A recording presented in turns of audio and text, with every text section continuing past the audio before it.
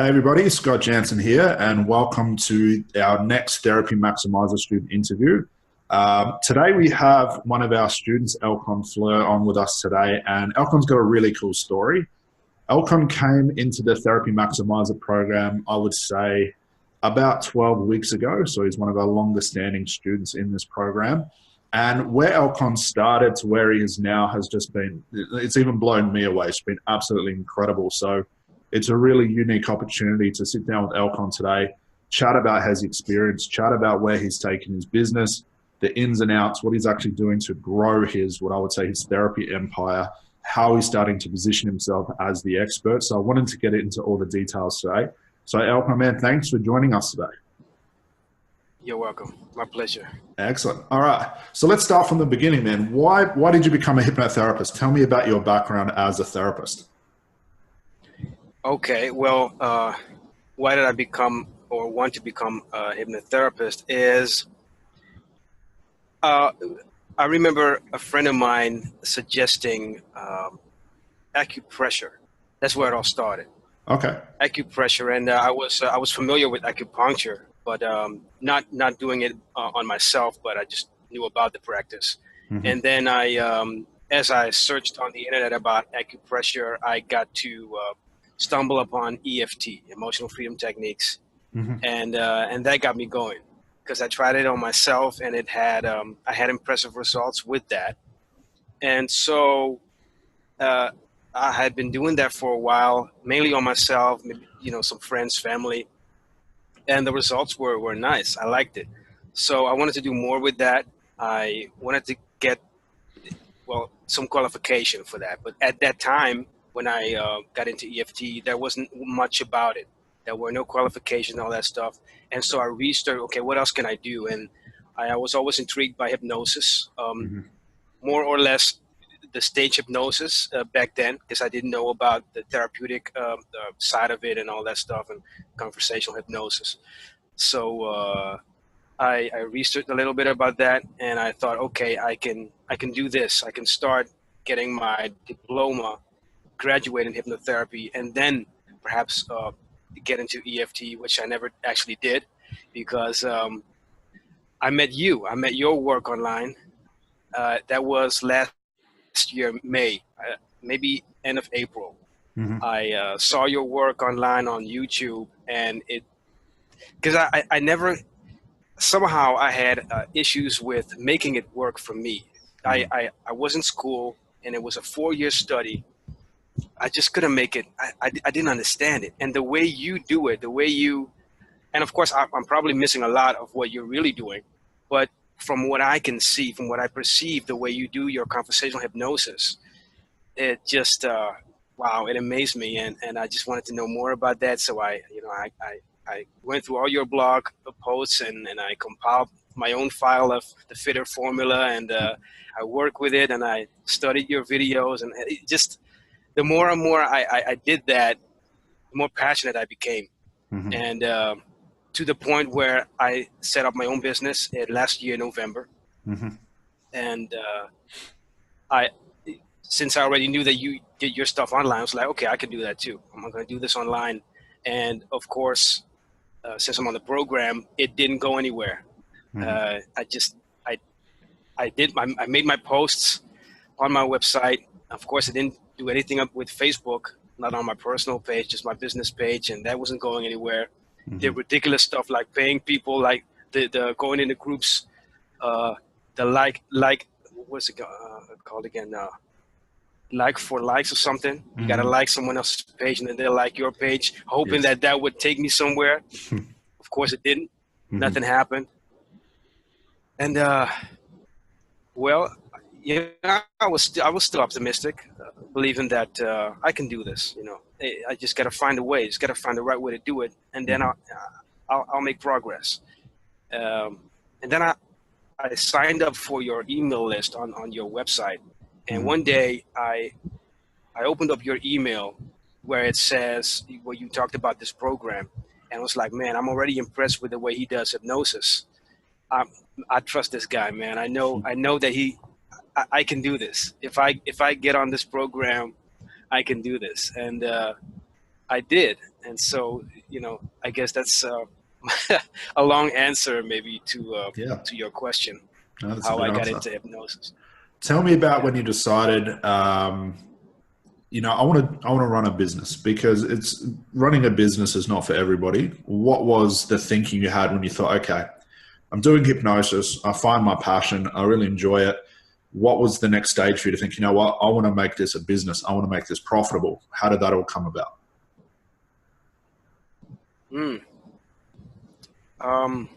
I just doing it. I just made that decision that I wanted to do this. I mean, I already had my diploma in hypnotherapy. Might as well do something with it. And again, with what I saw you do, it just completely made sense. Everything that I had in school, combined with your way of doing things, it will be silly not to do it. Since, like you said, it's something I got passionate about. It wasn't a passion, but now I'm liking it. Especially working with clients and seeing the results, actual results. Yes, It's just awesome. awesome. And so it's just a decision. I decided to do it. Now, let's backtrack again. When you first started again, what things were you trying? Like, what ideas did you have in your head to think, you know what, this is how I'm going to do it. These are the attempts I'm going to make. Run me through everything you tried to get the business off the ground. Okay. Well, I didn't start with assuming that I could, that I would have clients coming in a month or two. I understood that it would take time. However, I didn't have a system to do it. I would just go online and find material, articles on how to run a business and how to have a successful business. All these things might be good as long as you have a good structure, as long as you have a pattern that you can do repeatedly over and over and over again, which I didn't have. I just I tried something here and there, and of course, you and I know that that's where you can fail.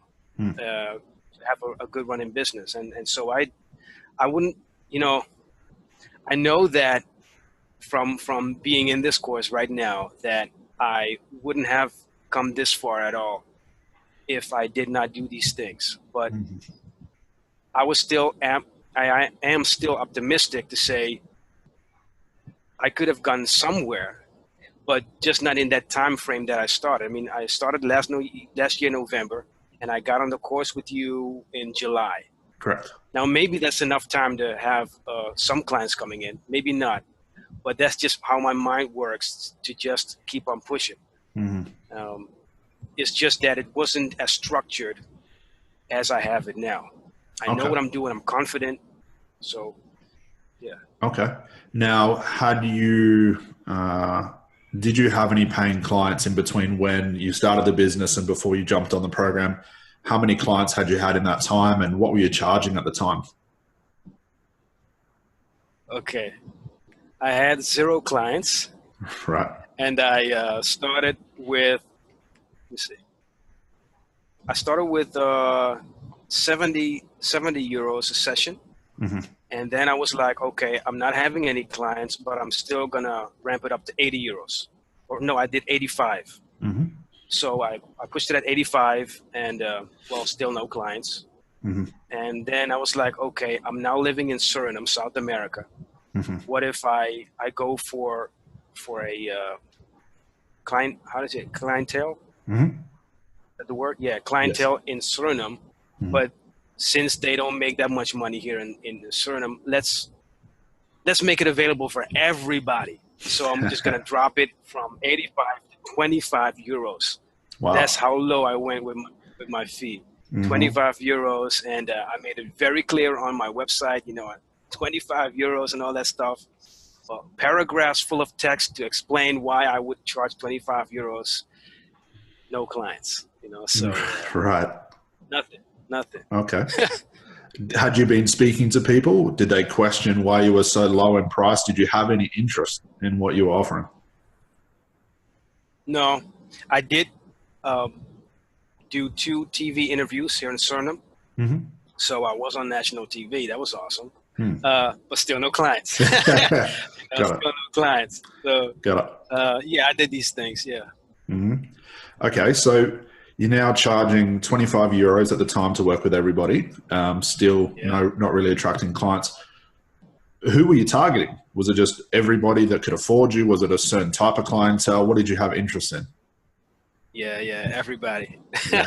I would just target everybody, just in the hopes that that would get me clients in, Yeah. It's logical to think, you know what, if we branch our scope and say, I'll work with everybody and I'll put it at such a reasonable price that $25 is more than what people spend on coffee in a whole week. But we think, okay, I want to target everybody because there's 8 billion people on this planet. 25 euros or $50 or $75, what everyone's charging, that should be enough to draw people in. But it's a clear indication it doesn't work like that. Why do you think that clients didn't want to come and see you? Why do you think you didn't get any leverage from charging a low price and targeting everyone? What do you think the real core issue was? Okay, well, my thinking was that people didn't know me. They didn't know that I existed. I had my website, and I had that. I had the understanding. There are all these billions of people out there, and I know that so many of them are looking for me. They're not looking for anybody else but me. But they just have to find me. And I was just thinking, how can I reach them?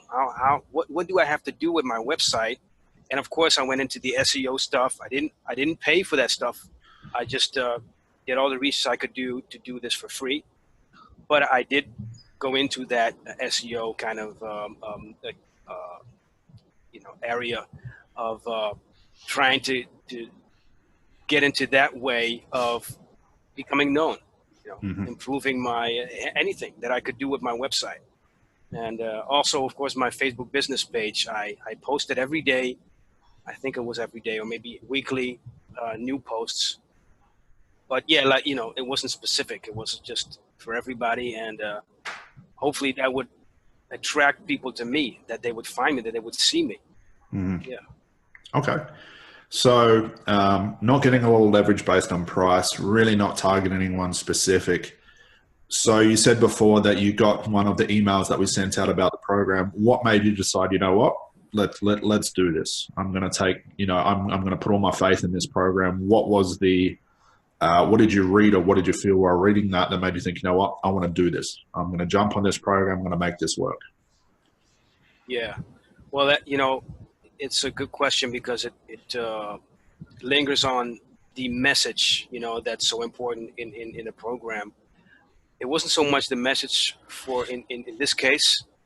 I knew you from your work, and that's just it. I knew this is Scott Jansen here, who from all people was able to help me understand what I studied so long for, what I wanted to do. And just the mere fact that you got me to, of course it's me, but you were the one to provide me with that insight of how to do hypnosis. I just took that faith. I was like, because I didn't know anything. You're not that guy, as far as I know, who went online on YouTube and, here, see my mansion, see all the cars that I have. So I didn't have any proof from you to know that you have all the money. You are that successful guy who can make other therapists have that 6-figure or 7-figure income. It's just, I don't know, faith. I believe in you just for that, just for that. Yeah. Something, I hate those tacky sales things, sitting in front of a Porsche and a Ferrari with the mansions and all of that sort of stuff. And it could go down that road, but all it just screams for us is desperation. Without any sort of messaging that we do on the marketing, is just showing the process, showing what the business can actually do. People that have got to show off their riches, as I talk about this in the program, are usually the ones that struggle the most. So this is, okay, let's be humble. I'm rather introverted. I'm very, very private in my private life. Let's just get results. Results at the end of the day, which we'll talk about soon, what you've had, surpasses, showing off my wealth, showing off what I've done. And I think that's an important factor. And I believe it's been a big differentiation with what we're doing and what everybody else is doing. I hate that tacky marketing and all that sort of stuff, because it just motivates you for the wrong reasons. I want to motivate you guys to work with people, but at the same time, grow your wealth, grow your riches, and all that sort of stuff. So it's why we come across that way. Yeah. So you jumped onto the program. Yeah, Yeah, go ahead. Yeah. Well, I just wanted to say that, of course, that's what it is. It's the results. I saw results with how you do your hypnosis. I tried it for myself, and I tried it on myself, and I noticed results. And yeah, you're right. It's because of the results that you were able to deliver for me. And that made me decide that I could also trust you with this. If you can do this with your way of doing hypnosis, you must be, you're good, because you're able to convince me with what you do. You must be a good hypnotherapist. So again, it still goes to faith, but it's also the results that made me decide to go with your program, to have you as my mentor. Yeah, at the end of the day, I could show my big apartment, I could show the fancy cars, I could do all that stuff, but if I suck as a therapist, it's not going to align perfectly, because you're thinking, well, how is this guy so successful when his service is crap, when he can't even treat a client, when he can't get any sort of results? It doesn't line up properly. So you jumped onto the program. Right. What were the instant thoughts? So you're in the program now, you're taking, I guess we could say week one, you're getting into how to position yourself as the expert and talking about the market you're going to target and all that sort of stuff, niching down. Run me through that. What were the thoughts you were having within, let's say, the first couple of weeks of the program? What did you notice?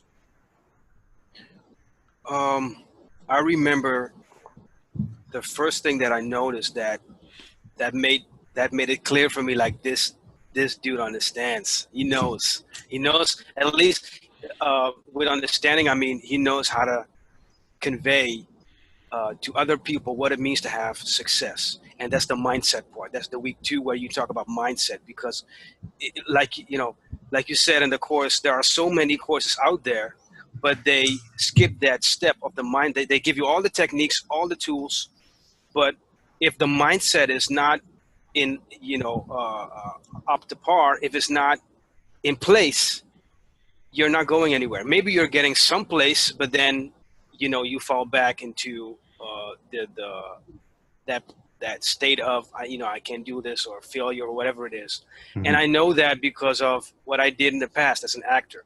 I know what I achieved in my life, and I know what it takes. And it takes that mindset, it takes that mentality. And so when I saw that in your course, when I jumped on the course, and I know you're talking about week 1, but for me, it's the week 2 that was coming up, where you would talk about the mindset that really made it clear to me, like this is it. This is someone who knows, who's not selling stuff just to make money off of the techniques, but to really help the therapists, the coaches, the NLP practitioners to have work on your mindset. It's so important. The mindset is everything. It's everything. Without it, forget about it. So and week 1, what can I say about week 1? It just made it clear to me that these are things that I have to have in place. Specialize in one area, and I don't know by heart anymore what you have exactly in week 1, but it just made it, step by step and specific, what to do, and to just go with that for you to see results. Yeah. So what was wrong with your mindset? And it's probably going to be across the board for every therapist that you'll ever meet, especially on this program and the people you interact with. What was wrong with your mindset, do you think? I wouldn't say that there was anything wrong with it. Like when we had our strategy call, and you asked me, what is it that you're missing? I don't know exactly what you asked me. And I told you, it's the things that I have to do. Just, show me what it is that I have to do, and I will do it. But that includes the mindset part. Back then I didn't know that mindset is so important, more important than I thought, believed back then. But it was, I had it already in me because I was driven to make it work.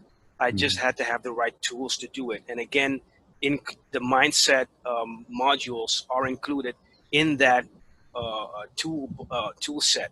So it's definitely the mindset modules and everything else for me to make it work.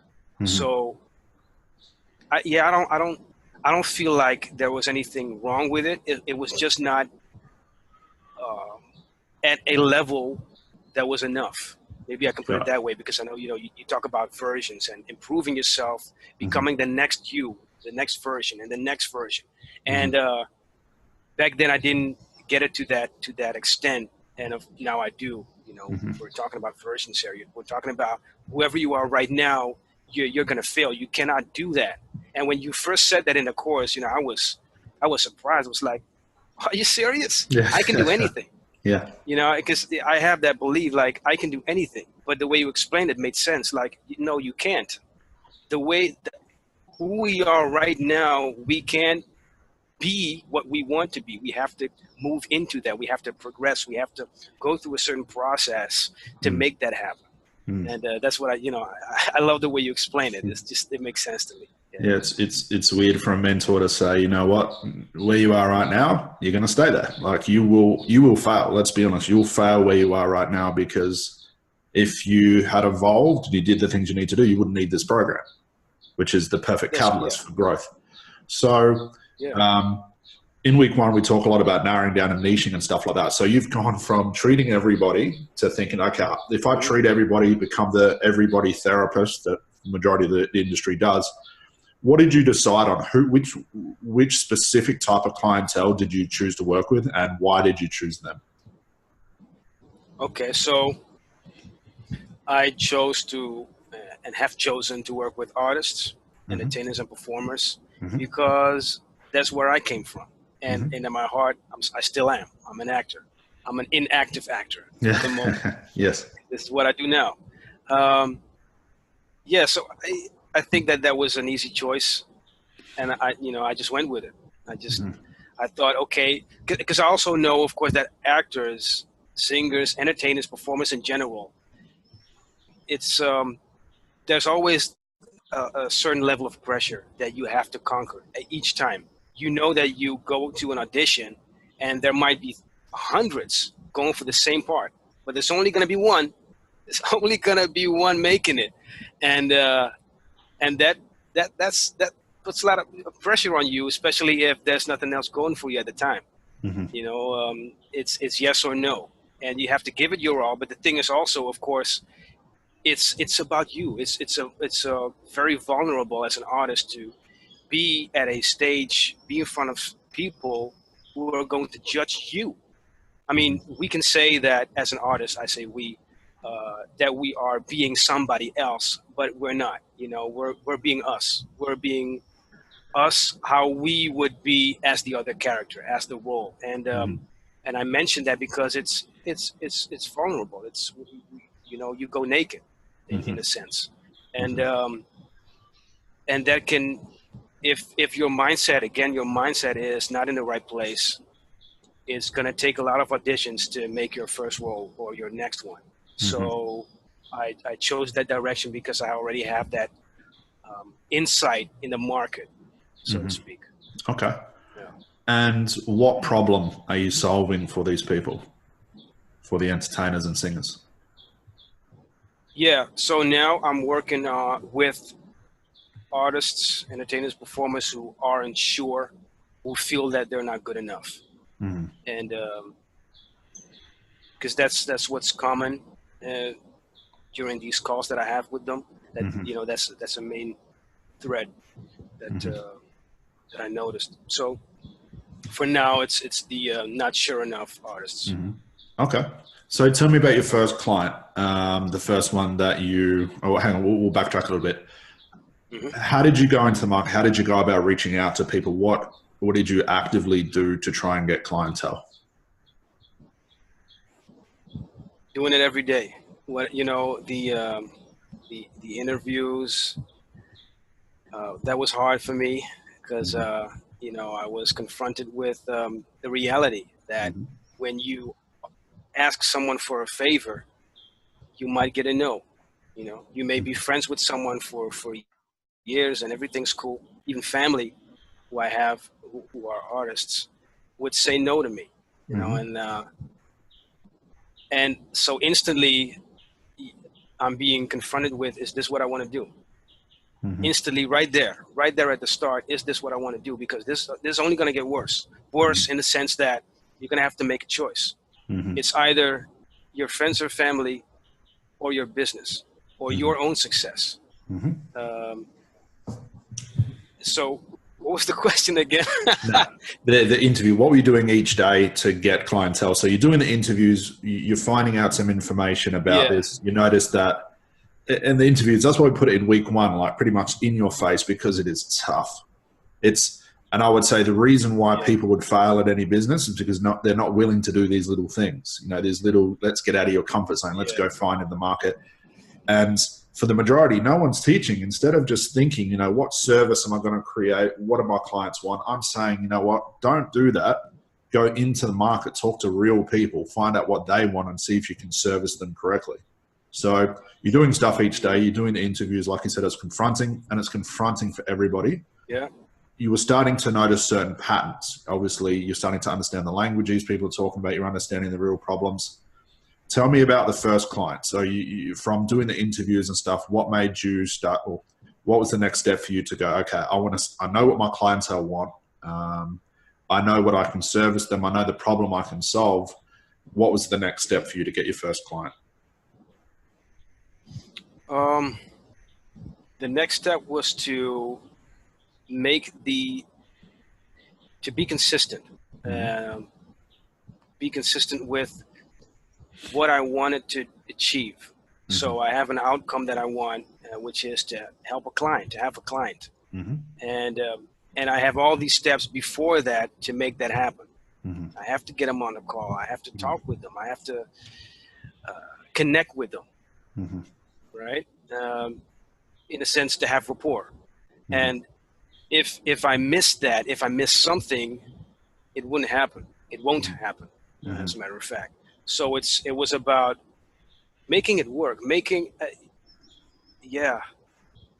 practice, to keep doing it over and over and over again until it clicks, because it's something that I can, for me, I can feel that I'm becoming better at this. It's also a sense of letting go, letting, like, you covered it in the course, letting go of the outcome. It won't always be a yes. It will not always be a no. But how you go into the calls, into how you talk with your potential clients, that makes it a definite no, or maybe a yes. And so it was for me, where can I find that relaxation in me and that confidence of I'm not even sure why I'm saying confidence. I think I was confident enough, but in the sense that it wasn't enough to get the client in. Confidence of making it so easy for me that the client would say yes to me. Got it. Yeah. So tell me about the first one that said yes. What was the price? This is something I'm looking forward to talk to you about. What's your price? What's your price difference? I remember you posting in the group, man, and I was literally doing backflips. It was just made my absolute week because I know where you started. I remember our strategy call like it was just yesterday. Where did you start with pricing and to where you are now? What's the price difference? Yeah, so I started with, or ended before I got on your program with 25 euros. And my first client agreed with 500 euros. Awesome. So, what was that like? It was nice. It was good.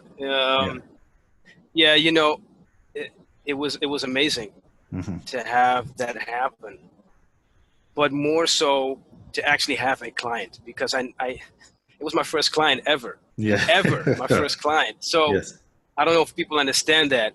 I had nothing to compare it to. I had my first client, and my very first client agreed with a number that I would have never thought about of asking. I mean, 25, you know, from 85 to 25, and now, you know, to 500 a session. Yeah, that's, you know, you got to be ready for that. Yeah. You know, you got to be, yeah. What were you There's no thinking other way. when I talk about that in the course, when I say, you know, the prices are way too low, this should be our minimum? What were you thinking around that? Did you have thoughts like, no way in the world, I can't do that, no one will ever pay? Any of those thoughts? No, I didn't have any thoughts like that, in the sense that I couldn't possibly ask for such a price because it would be too high. Not like that, because it made sense to me. First of all, it made sense to me how you explained it. Like this, we're charging, most of us charge way too low, you know, 100, 150 maybe. But then also the results, it's about results. You know, what can you offer the client that makes it worth it? Not just the price, up and up the price, but creating results for a client. And that's what I really, really care about. I care about results. So for me now, it's not about doing one session. It's about, like you said in the course, don't charge per session, charge per transformation, results. So, and knowing that you change somebody's, we're not selling refrigerators. We're not selling cars, a car that you don't even need, a refrigerator that's more expensive than the other that you don't even, it keeps your food cold. That's it. We're changing somebody's life. I mean, how much is that worth? The fact, I mean, the fact that other people are not willing to spend that money, that's them. That's the people who are outside of our market, outside of that percentage. So it's about understanding what you're talking about in the course, why we charge this amount, and that is not a lot. 500. I know now that 500 is cheap. I'm staying with 500 now, because of I'm trying to figure out how can I shorten the time of getting the good results with my clients. Awesome. I just started, so I'm keeping it at 500 for that reason. But I now know, I already realize that 500 is cheap. It is cheap for the results, for the quality, the value that we give our clients. Come on, you know. So it's ridiculous to ask any less than that. So you had your first client. What was it like when, you know, you saw the clients transform in front of you, them leave the session? What was it like for you to think, wow, I just, you know, I did this. I can do it, and I've just got to repeat it. What was that like for you? Yeah, that, like you said, that's a wow. That's a wow factor right there. Especially since it was my very, very first client ever. Knowing that I can do this. It's not fake. I can do this. And that made it all the more real to me and gave it that value that I believed in from the start. You know, it's, well, from the start, since I work with you, it's like a motivation also to keep going on with this, to keep giving value and to improve that value and to decrease the time that it takes to get to that particular result. Awesome. So right now you got your first client, you're moving into several clients after that. What are you doing to grow the business? Like, getting the clientele is one thing, but how are you going about positioning yourself as the expert? How are you trying to differentiate yourself as a therapist to the other therapists? What things are you putting into place to grow your identity in the industry? It's about, again, being consistent, doing the work that you need to do, that you know you should be doing, and to do that daily, to break that barrier of myself where I don't want to do certain things. Like I do these push-ups that I absolutely hate doing, but I do them to, you know, to go past a barrier. And the same is for my clients, of course. It's about doing the work and being consistent with it, and to not focus on the short term, but on the long term results. Knowing that it takes time, and not to delude myself that it should happen next week or the week after that. Yeah, it can take longer than that, And I just keep that in mind, and I just keep going, keep going, keep going. And the key to everything is to not think. You just you said that in the course. Stop thinking. That's the whole problem. I think that too many of us we're thinking too much about the future, thinking about the past, thinking about no. It's just do the work, and I think as little as possible during the process. Yeah, and that makes, that. Yeah, again, the way we wrap that up is to say the machine. You turn this stuff into a machine. When you're highly emotional, as you said, which you probably were before with when you first started the business, because you see the good and you see the bad, but it's that ebbs and flow thing we talked about, the peaks and the troughs of business, life, motivation, clientele, money.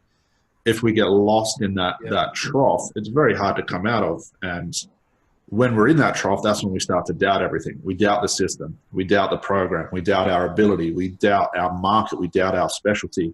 But like you said, it's consistency. When you turn off thinking and you just do it, there's no room for anything else. You just consistency. And like you said, this is long-term business strategies. It's not, hey, here's a Facebook hack for a funnel. Do this month, and the next month it's out of date. It's superfluous. It doesn't work in the system anymore. Yeah, and it's about paying attention, because there's a system to all of this that is repeatable, and part of that is to pay attention to the data that you're collecting. What is my data telling me that I've collected so far? What do I need to change? And being honest with going out of your own head, not what I think, but what my market tells me.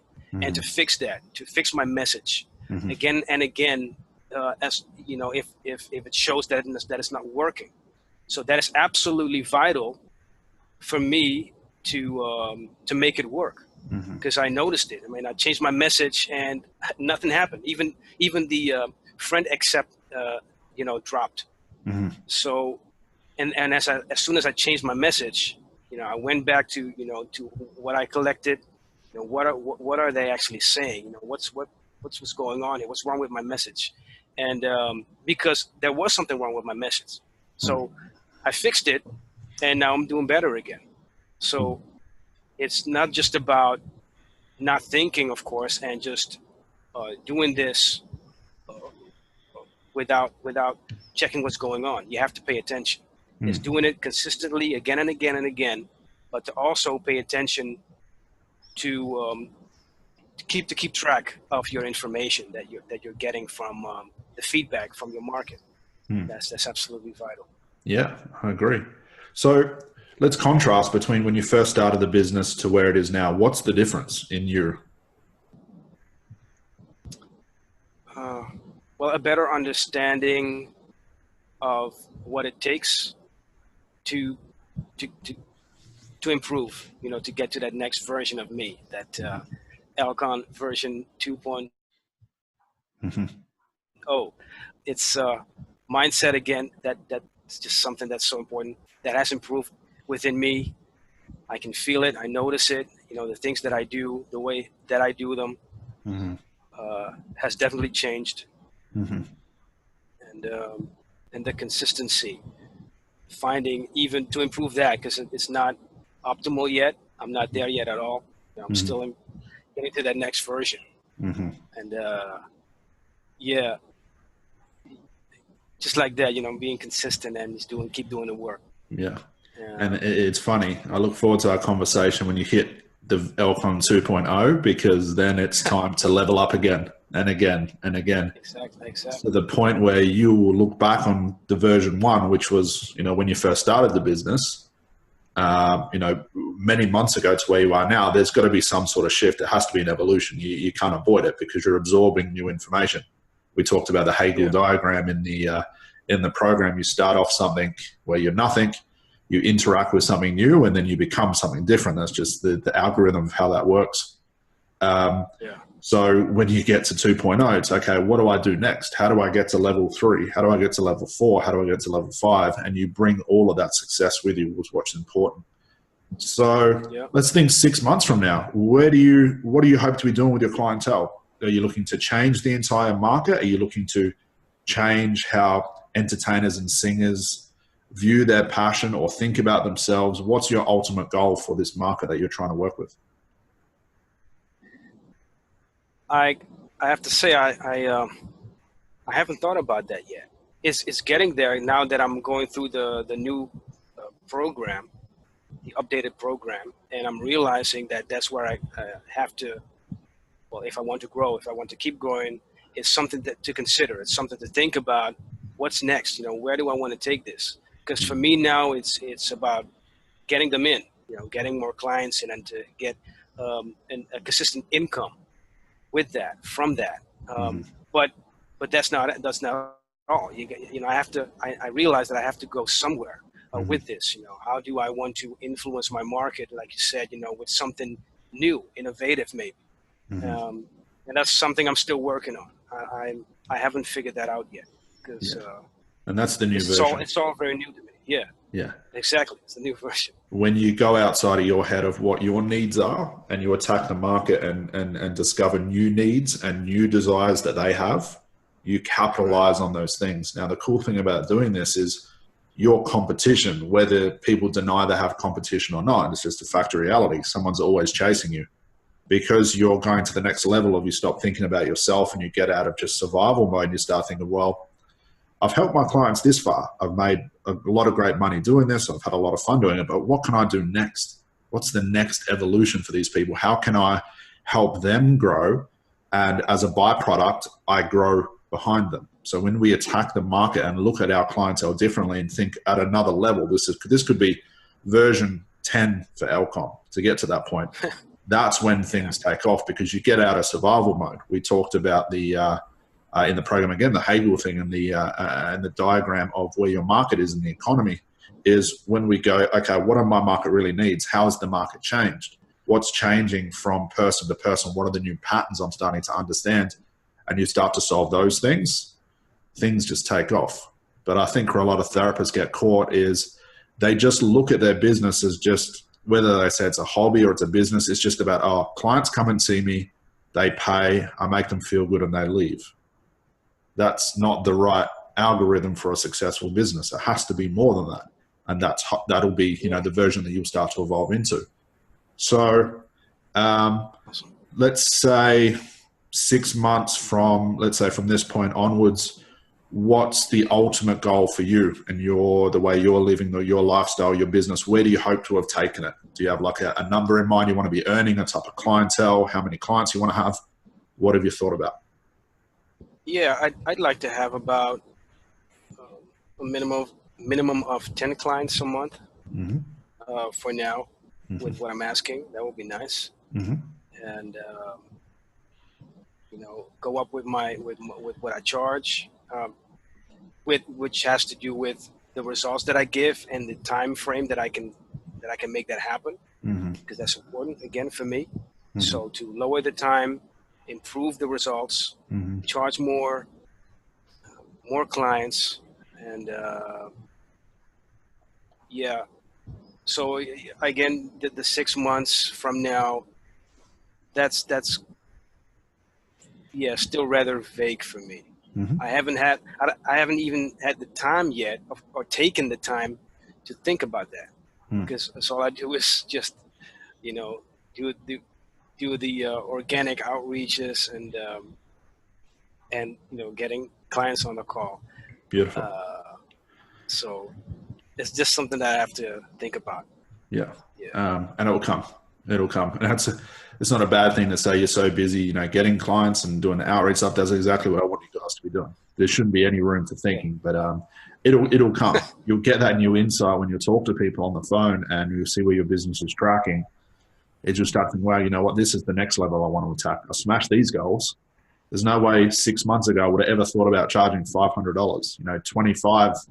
I mean, I don't know what the step backwards from that is. Probably free or something like that. To go backwards, which was where you were tracking before.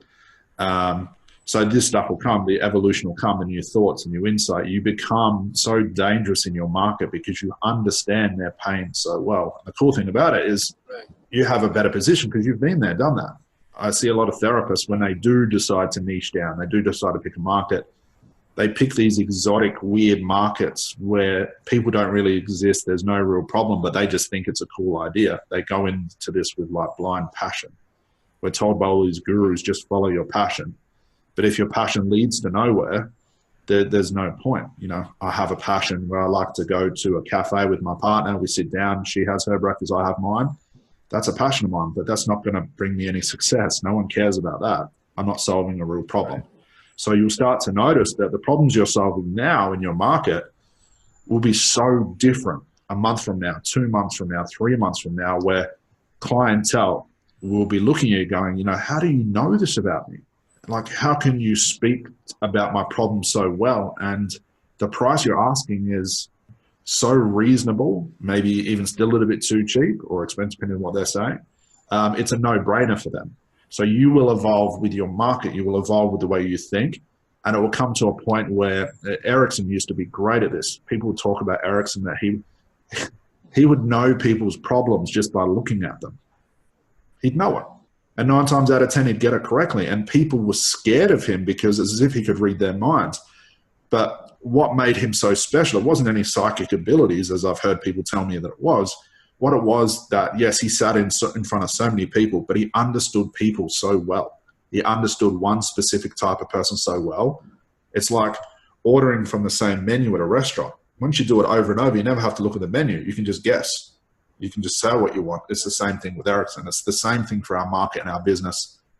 And you'll become so influential as a business owner and in your market and the way you do your copy, the way you do organic outreach, the posts that you make, the Facebook Lives that you do, all the stuff that's immediately important to get clients, it'll become so dangerous that you'll just create like a cult following of people, like Apple fans. People line up outside for days in the winter waiting for the new iPhone while they're texting on an iPhone that's brand new only 6 months ago. But they don't complain about it because they know that their level of desire is increasing and it's solving another problem. That's where you start to go. And we talk about that with creating raving fans. And that's something to look forward to. And the only way to stop that is to stop being consistent, just to stop taking steps, which is, I can't see that in your future at all. It's probably going to get, I think we talked on the call last time, you told me, Scott, how do I do more? How do I optimize my sleep so I can do more? That's all stuff to come. That's when you know you're reaching another level of, you're going from man to machine. You're just, the input you're putting into the machine is so severe and so big that the machine's just never turning off. And that's a good thing for an entrepreneur. There's no such thing as weekends. There's no such thing as holidays. While you're building and you're building momentum, you can't afford to take a break. And I think that's really important. We get caught up in this, 4-hour work week and stuff like that. I can't understand how that would ever grow any success. It's about being consistent. And like you said, stop being emotional so you don't have to think about what to do. You just do it nonstop without thinking. And that's important. I think that's where you're headed into now. So let's say for anyone who's, doubtful they can grow a business or even considering doing a program like this, what would you say to them? That's their problem. Mm-hmm. It's the doubt. Mm-hmm. It's that emotional part that influences you to not take that step and to actually make it happen. Mm-hmm. So what I would say to them is to understand that the emotion has nothing to do with it. To have this kind of success is to put that aside, celebrate later, mm-hmm. data first, Mm-hmm. So, and with that, I mean, what is my market telling me that they need? And to have, of course, a system to have a system in place that you can repeatedly, because that's, of course, it's about the repetition of doing something again and again and again and improve upon it. Mm-hmm. And to see the results of that over time, not to have ideas that is going to be in a month from now, mm-hmm. or even the same day. No, mm-hmm. it can be, but there's going to be that period then where there's a low, where there's nothing happening, mm-hmm. or, at the surface, nothing's happening. There's always something happening, of course, but we don't see that yet. We don't see the results. And if you can take that out of your mind, out of your head, that is what you expect and that should happen, no. So it's guaranteed. If you have a good system, and this is what the Therapy Maximiser program delivers, a good system, and with good I mean a working system that you can use, should be using every day, and not complain. Well, maybe you can complain, but still do it. Still do the work, and that, you know, I guess that's that's what makes it work. Mm-hmm. Yeah. So what has been the most important thing about this program? What have you enjoyed most about it? Well, I'd say for me it's little things, because of course it's what I enjoy most about it is that there's a system now that I have, and that I know that it is based on repetition. Same system, and doing it just over and over and over and over again. And the mindset modules are still amazing. You know, the simple, like the little things like stop thinking. It just amazes me, because before I was focused on observe your thoughts, observe what's happening, observe your emotions, and they will dissolve. Now, that's true. However, it also it's almost implying think whatever you want to think all the horrible things, but just observe them. And what you're saying is forget about everything, you know, of just stop thinking. If you stop to think, you don't have to observe the thoughts. It's just do the freaking work, you know, and reap the benefits of that. Yeah. You know, if it's today or tomorrow or next week, next month, we don't know, but just do the work and it will show up.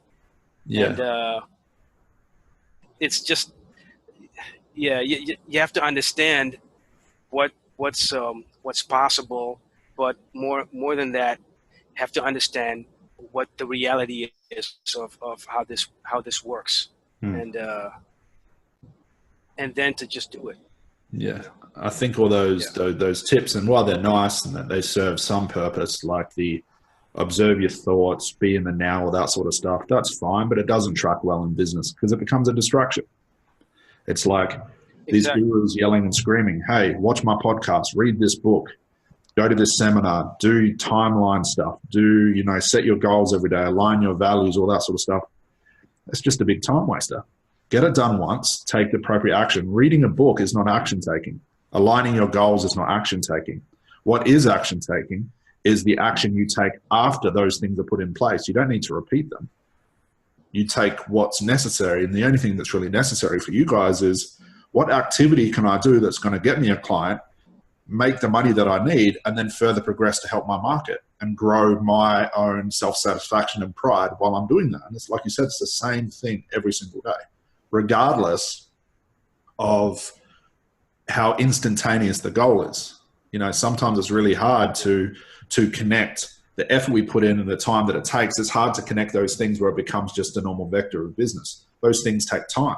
So things you did 3 months ago may not show up from a year from now, but in a year from now, you'll be thankful that you did it back then. And as you evolve, that time becomes quicker. But then you start to reach a new level of, you know what, how far can I push this? How far can I push myself? How far can I push my market to help them grow? And then those levels of exponential growth will catch up over time, where you go from having a couple of clients a month to, shit, I've got too many. Like, I need to hire people, or how do I stop people? A couple of the students are going through this now where they're turning away clients. But on the strategy call they had with me, they were saying, I don't have enough. There's no way in the world people are going to pay me this. It's just, it comes, hopefully you agree, it comes at different stages for people. It's not a blueprint. And I hate that word blueprint. It's not take action 1, 2, and 3 and you'll get action 4. It's like what people will tell you, like in hypnosis. Say this language pattern, use this process, you get this outcome. It's garbage. It doesn't work like that. And the same thing can be said for business as well. So let's say for the students listening, the ones in the group, the ones inside of our community and our Therapy Maximiser family, what do you have to say for them? Like what inspiration could you have for them that would, fire them up to get rocking and rolling again? Well, what I think it's it has to do with not having this process interfere with what you think is a better idea. Again, what interferes with this process. If it helps, now that's a good thing, of course. But if it interferes, that's only going to stop you. It's only going to hinder you. And again, it's the stop thinking, because that it's the thinking that puts you at that place where, well, okay, well, I did this so many years ago, and it worked to some extent. Let's just implement it in this process, in this program. But that's you thinking again. And if you just take that out and just do the work, what it is given in the Therapy Maximiser program, then I think you can feel. I say I think because I'm also growing, just like you guys. I'm growing. I don't know any better. The difference is that I had I came from nowhere. I just started. I had no clients. So I have nothing to reflect on to say, oh, but I had this going for me and it worked well. So I came in empty. But I think that is what's going to stop you if you come in with a baggage or a toolbox and to think this, but I need this. This is what's, well, no, maybe not. Maybe not. Maybe you don't need it, and maybe you just need what Scott is telling you. Yeah, I guess that's what I can say about it. Got it. That's a nice message. So, man, we're going to wrap this up. I really appreciate it. I've been looking forward to chat to you in more depth and find out what's going on with your business side of things, because obviously we can only communicate so much in the Facebook group and the Q&A calls. So, man, thank you for jumping on. Yeah. This has been really, really cool. And again, I look forward to seeing you on the Q&A calls and the Maximiser group. I'm sure the students are going to love this video, so I'm going to get this up straight away. Any last words before I let you go for the evening? Well, I'm really grateful for what you've given us, to improve the course as well. And yeah, I'm just happy to be here. I'm happy to be here with you. This is a way of doing something. I mean, I believe that the way you do your business is a way of doing it successfully. With that said, there might be another way of doing it that is slightly different, and I say slightly, and it's also effective. But I've chosen to work with you. I've chosen to do this program the way Scott does it. So, and I'm liking it, and I just want to, keep doing this, and just enjoy the process and progress. Awesome. with you and everybody else in the program, because I really enjoy everybody in the program. It's a family, and we got to keep it that way. And it would be a shame to have that, to not have that, to have people drop out because of thinking, because you think too much, and that would just be, I don't want that to happen. Yeah. And you guys are really fresh to this. A lot of the people that we pick for this program, I'm not interested really in working with people right now, just in the progression of this course, where people have 30, 40, 50 clients a month, because they're very hard to train. They're very hard to get out of old habits. They could have 50 clients a month, but what's the point of having 50 if you're only charging $50 a client? There's really no point. So I always, I understand the market so well, and I understand that people at your level that are coming in fresh with no real success, nothing to reflect on, they're the best people to grow exponentially really quickly, because they've got no bad habits. So, and that's why everyone gets along so well, because everyone's at the same place. There's no egotistical people in there. There's no one trying to outdo each other. It's all, okay, how can we grow together? And it's such a cool community and such a cool thing to see happen. Yeah. And man, you're only at the start of this. I mean, what, three months in, not even that. This is, in a couple of months' time, what you've done in the last 3 months it'd be nothing to you, because you would have grown so much further, month and month, even 12 months from now. It'll be unrecognizable, you as a person, your business, your market, all that stuff, from even where you are now. It might seem like big leaps ahead. Man, you hold on, just wait, because I know what's coming, because I've been where you are, and I know we talk about the allegory of the cave in the program. I'll show you guys that video. Once you venture out into the vast landscape outside that cave, it's unlimited. There's no limit to what's out there. And as you evolve from Elcon 2.0, 3.0, 4, we're going to reach bigger milestones, but there's going to be bigger issues that we have to overcome. There's going to be more resistance. There's going to be more things to be fearful of. There's going to be bigger things you have to tackle that you will think, God, I wish I was in version 1 again. That was easy back then. That was simple. Yeah. And now it seems, it seems huge. It seems like a mountainous task to get through, but this is the cool stuff to come. And if you've got the tenacity to do it, which you do, and you keep on trucking forward, at the end of the day, like you said, if you stop thinking, man, anything's possible. Anything's possible. That's right. So again, man, thank you for jumping on. I look forward to seeing other students take to this video. I think it's going to be awesome. And I look forward to speaking to you soon, man. So I appreciate your time. Go enjoy your evening, and we'll chat very soon. We will, man. Thanks, Elcon. Thanks. We'll speak to you soon. Thank you. Bye-bye. Definitely. Thank you.